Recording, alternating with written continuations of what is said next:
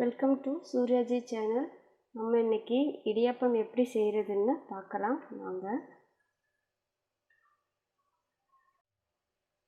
நான் இந்த மாதிரி ஒரு பாத்திரத்தில் எங்களுக்கு தேவையான அளவுக்கு அரிசி மாவு எடுத்துருக்கேன்.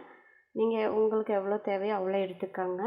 எடுத்துட்டு கொஞ்சம் சுடு தண்ணி வச்சு நல்லா கொதிக்க வச்சிடணும். கொதிக்க வச்சு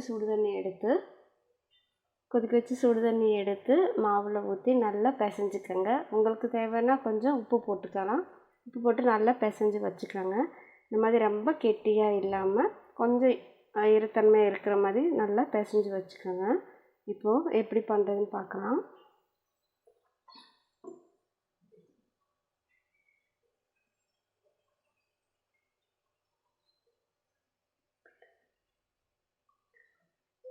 இடியாப்பம் வச்சு பார்த்துக்கோங்க.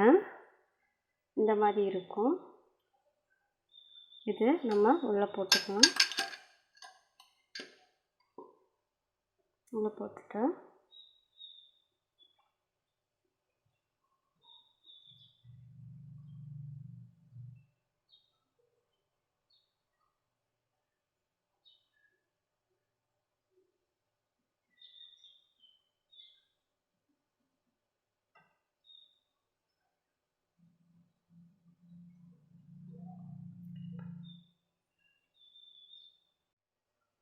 மாவு போட்டதுக்கப்புறம் இந்த மாதிரி இதோட மூடி வச்சு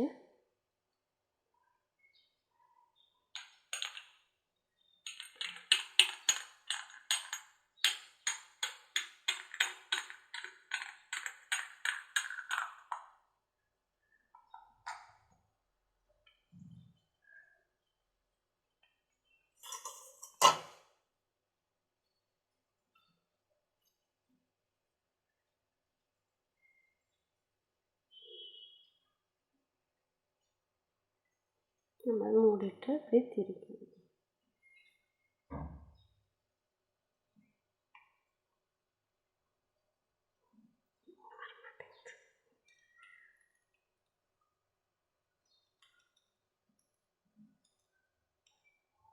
இந்த மாதிரி நல்லா சுற்றி விட்டுக்கோங்க.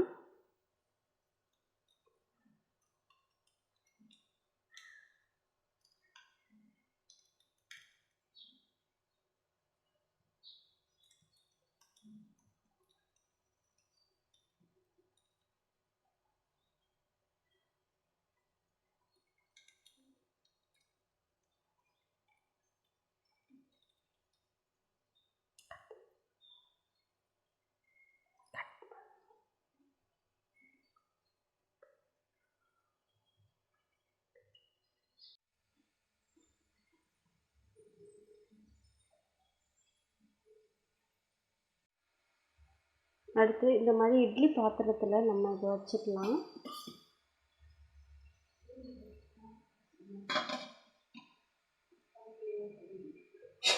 வச்சுட்டு மூடி வச்சுட்டு வெந்ததுக்கப்புறம் பார்க்கலாம். வெயிட் பண்ணுங்கள்.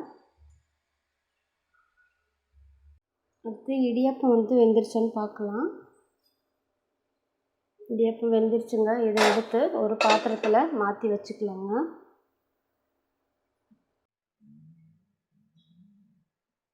இடியாப்பத்துக்கு நல்ல காம்பினேஷன் பார்த்திங்கன்னா சுண்டல் குழம்பு தாங்க. அது எப்படி பண்ணுறதுன்னு பார்க்கலாம்.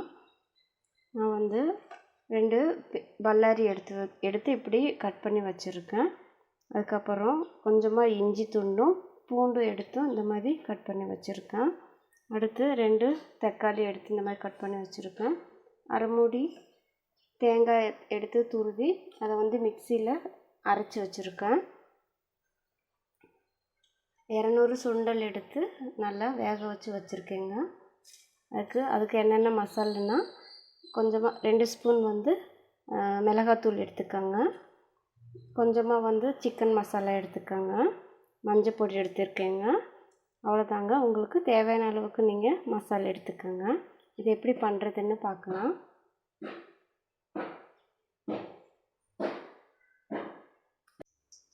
இந்த மாதிரி ஒரு வாணலி எடுத்து கொஞ்சமாக எண்ணெய் ஊற்றிருக்கேங்க. கொஞ்சம் உளுந்து பருப்பு போட்டிருக்கேன்.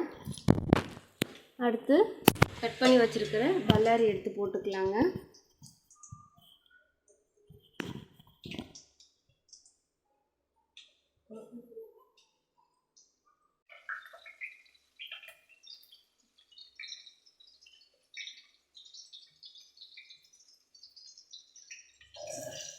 பல்லாரி, இஞ்சி, பூண்டு இதெல்லாம் போட்டிருக்கேங்க.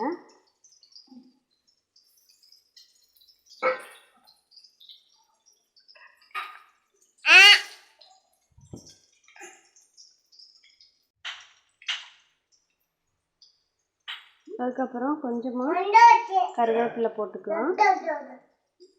போட்டு நல்லா கிளறிடுங்க.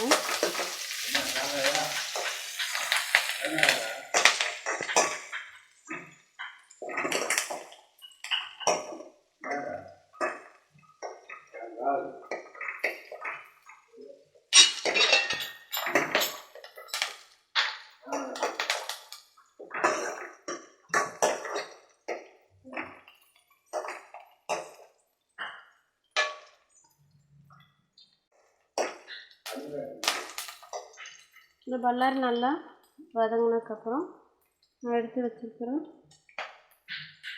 தக்காளியை வந்து சேர்த்துக்கலாங்க.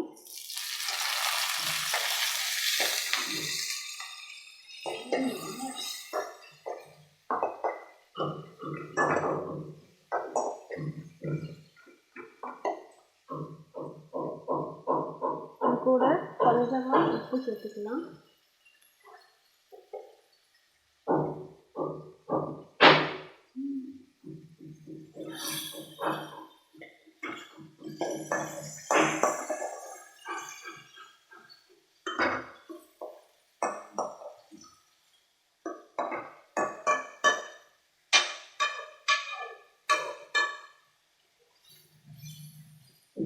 தக்காளி நல்லா வதங்கட்டும்.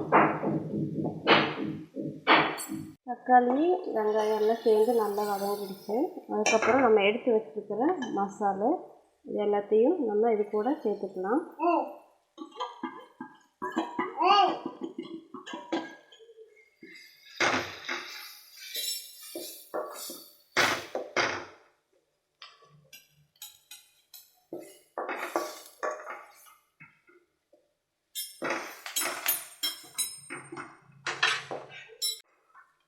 அதுக்கப்புறம் பார்த்திங்கன்னா நம்ம அரைச்சி வச்சுருக்கிற இந்த தேங்காவை இது கூட சேர்த்துக்கலாம்.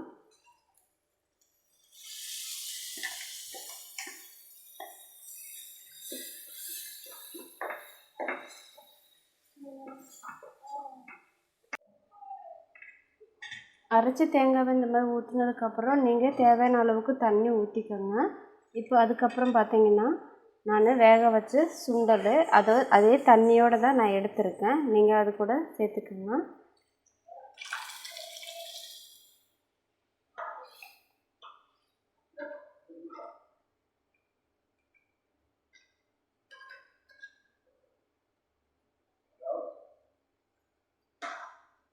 உங்களுக்கு தேவையான அளவுக்கு நீங்கள் தண்ணி ஊற்றிக்கலாம், இல்லைன்னா நல்லா கெட்டியாக வச்சுக்கலாங்க.